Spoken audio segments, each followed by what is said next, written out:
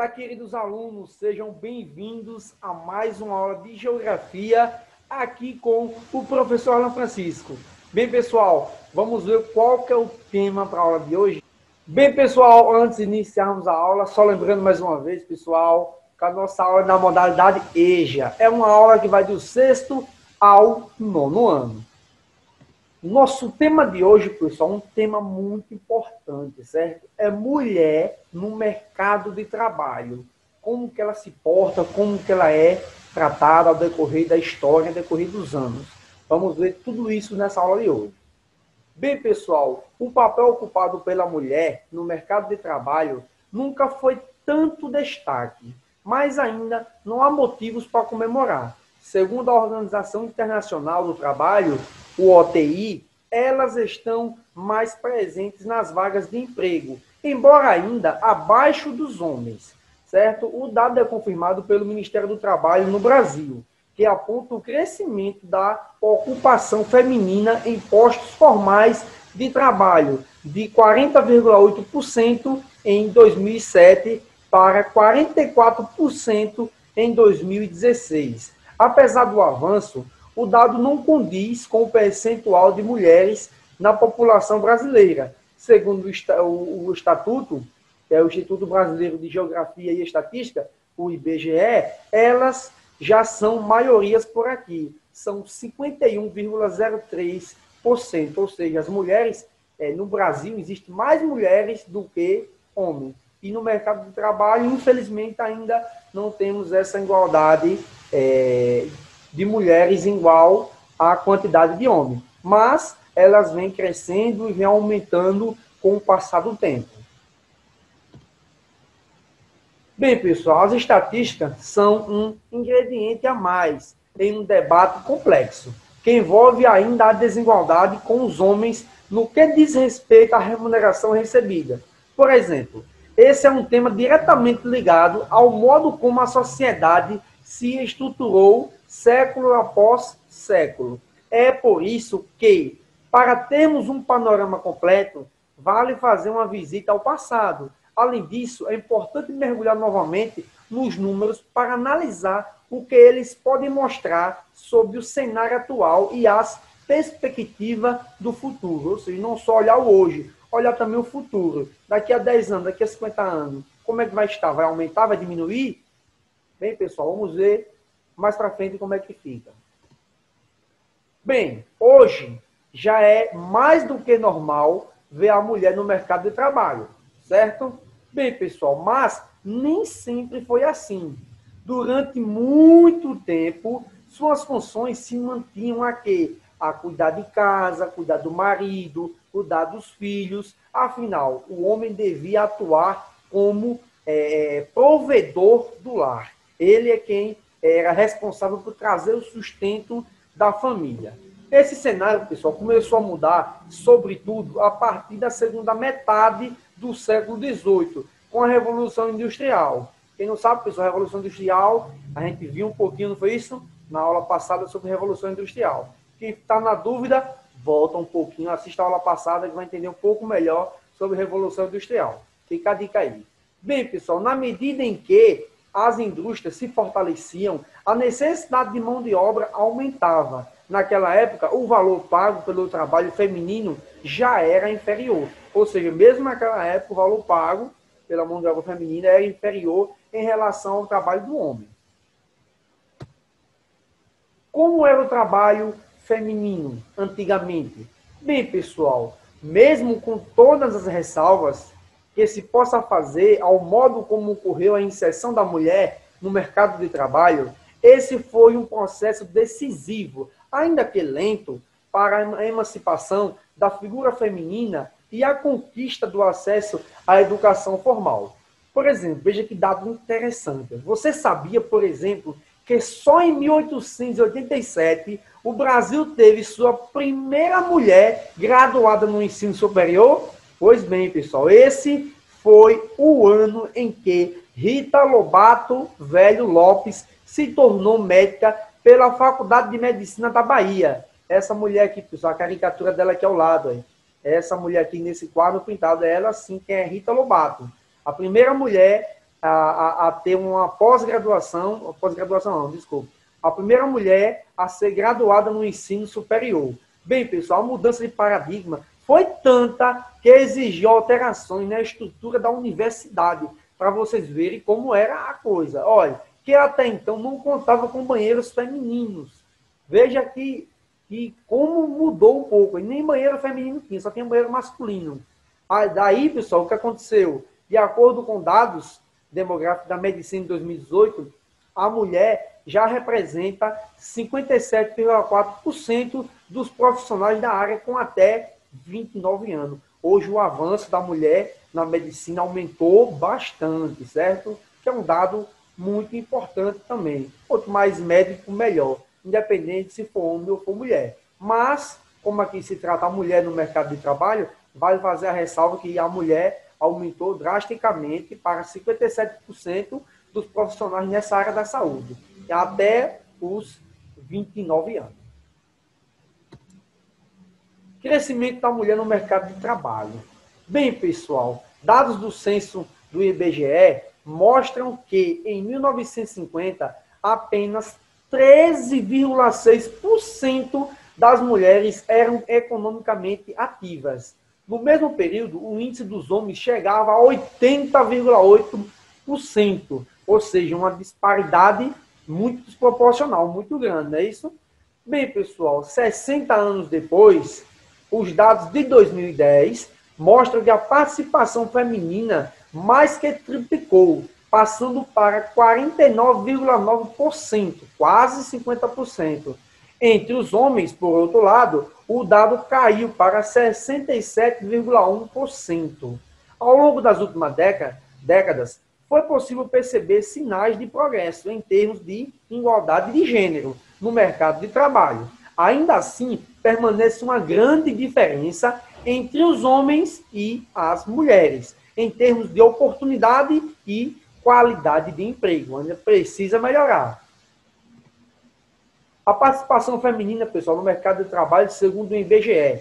Bem, rendimento, formalização e disponibilidade de horas para trabalhar são alguns dos elementos que permanecem desiguais entre os homens e mulheres no ambiente profissional. É o que mostra o dado dos estudos da Estatística de Gênero, Indicadores Sociais de Mulheres no Brasil, do IBGE.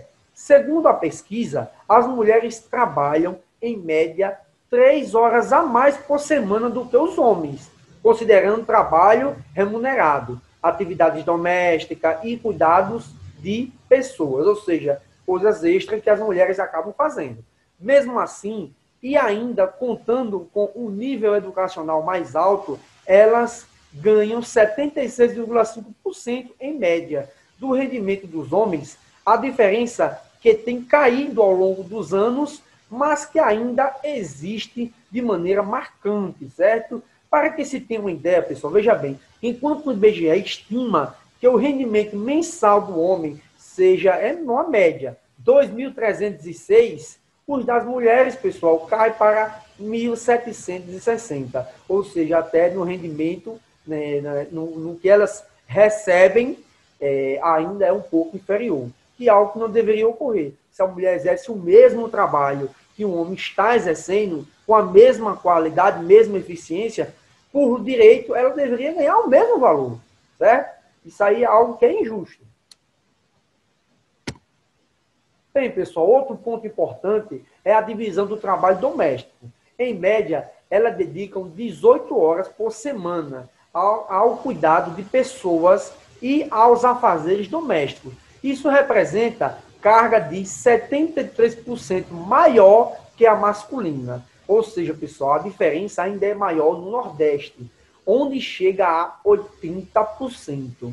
Os dados, pessoal, eles ajudam a gente a explicar por que o número de mulheres ocupadas em trabalhos parciais, aqueles que até no máximo assim, 30 horas por semana, certo? Representa o dobro dos homens.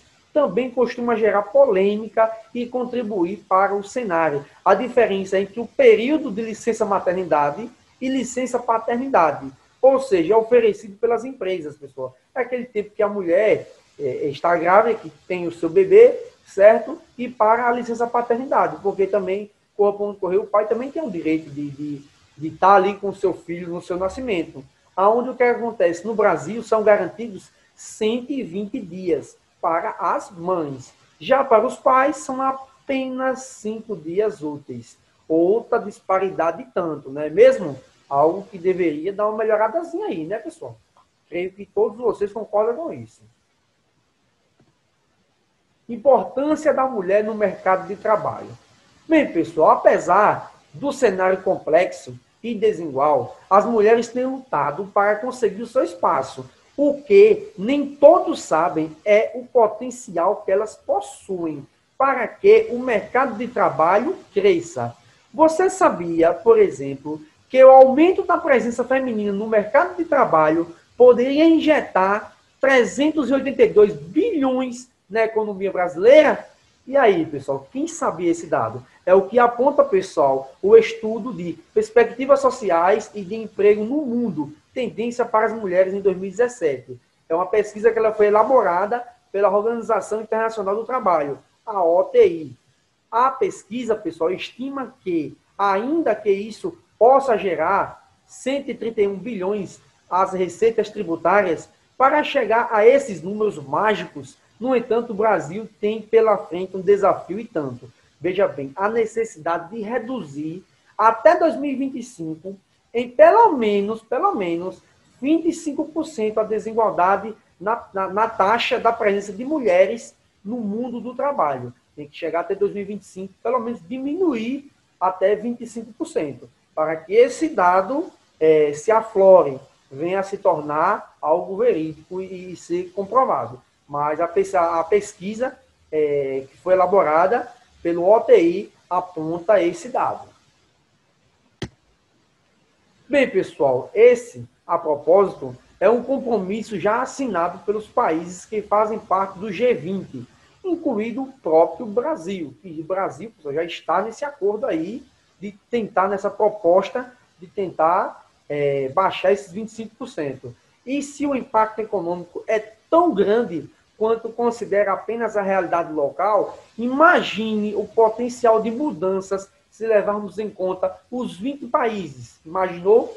Que revolução não seria, pessoal? Bem, a resposta, pessoal, em números, é de 5,8 trilhões de dólares. Esse é o impacto que seria gerado caso todas as nações comprometidas alcançassem o objetivo proposto até 2025. Em 2017, o OIT estima que a força do trabalho global das mulheres fosse de 49%, enquanto entre os homens ela chega a 76%, uma diferença de 27 pontos percentuais. Bem, pessoal, a conclusão que a gente chega, mediante tudo que acabamos de ver, é simples. Olha, são muitos os dados que mostram as dificuldades a serem superadas. Mas também quero deixar a mensagem de que existem inúmeras oportunidades para conquistá-las. Como mostrei, a presença feminina nesse universo só tem a contribuir, certo? Seja em termos de qualidade e mesmo economicamente. Incentivar a redução das desigualdades é também buscar um futuro melhor para todos. Cada um de nós pode fazer a sua parte, mesmo nos pequenos gestos. Bem, pessoal, aqui agora eu trago uma atividade para vocês, bem simplesinha, certo? Aqui no link da descrição, como vocês vêm fazendo nas outras aulas. Clique aqui no link, certo? Vai diretamente para o Google, lá vocês respondem o questionário de vocês. Respondeu? Clica no botão enviar, encaminha de volta, que agora temos monitores, está tendo esse feedback de vocês, assim como eu estou vendo e corrigindo alguns de vocês. A maioria estão acertando, estão de parabéns, estão acertando a maioria das questões. E agora tem os monitores de vocês que também estão de olho no que vocês estão fazendo, certo? Então é importantíssimo vocês estarem respondendo as questões. Bem, pessoal, para fechar nossa aula de hoje com chave de ouro, trago essa reflexão que é muito importante, que mostra um pouco da força da mulher. Acho importante chorar no chuveiro e não na frente dos meus filhos. Eles precisam saber que tudo vai ficar bem, mesmo quando não se tem certeza. Bem, pessoal, aí a frase da Angelina Jolie ela quer mostrar um pouco do lado forte da mulher, certo? O lado da mulher ser como é que diz?